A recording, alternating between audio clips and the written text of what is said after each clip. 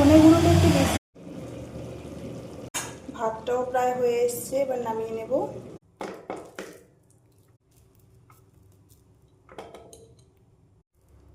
কোপ্তার বলগুলো আমি রেডি করে নিচ্ছি।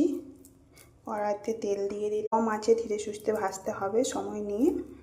সিমটা হাই করে দিলে ভেতর অবধি ভাজা হবে না, উপরে লাল হয়ে যাবে। ভাতটা হয়ে গেছে, এবার গড়াবো। আর এখানে আমি নামিয়ে দিয়েছি আলু আর ঢেঁড়সের পোস্তটা।